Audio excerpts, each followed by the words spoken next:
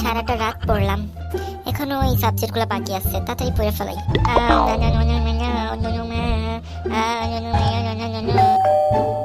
আল্লাহ, মনে হয় হারামিটা আইছে, তাড়াতাড়ি বই খাতা লুকাই। আল্লাহ দোস্ত, তোর কি হইছে? এই বেলায় ঘুমাইতেছিস কেন? ওঠ, আমি তোর লগে পড়বো, দেখ বই খাতা নিয়ে আইছি। আমার শরীরটা ভালো নাই রে। কেন? সকালে তো তোর একটা টিকটক দেখলাম। আর কালকে না পরীক্ষা, তুই ঘুমাইতেছিস কেন? আর কইস না দোস্ত, আমি কিচ্ছু পারি না, এখনো কিছু ধরিনি, কিচ্ছু বুঝি না, কিচ্ছু পারি না। সারা রাত মোবাইল টিপি আর ঘুমাই। তাও তুই পরীক্ষা এত ভালো পাস কেমনে? দেখ আমার শরীরটা ভালো না, তুই যে আমি পড়বো না। আচ্ছা যাইতেছি গা, ওই যে সাজেশন গুলা দে, যেগুলা দিয়েছে স্কুলে। কোন সাজেশন? আমি তো জানি না, তুই আমার দিস। বুঝলাম না, তুই কি মিথ্যা কথা কাজ আমার লাগে?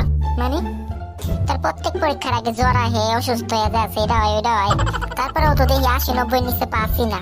তুই বলে পরীক্ষার আগের দিনও পড়স না, সারা দিন পড়স না, তাহলে তুই এগুলো লেখস কেমনে? এখন কয় সাজেশনও নাই। আমি তো মিথ্যা কথা বলতেছি, তুই দেখস নাই আমি ঘুমাইতেছিলাম। আই তুই আমাকে চাপাবাজি করস? আসার সময় তোর মাই কইছে। কি কইছে আমার মা? কইলো যে আমার মেয়েরা সারা রাত পড়ছে, এখনো পড়তেছে, কিছু দিলে খাইতেছেও না।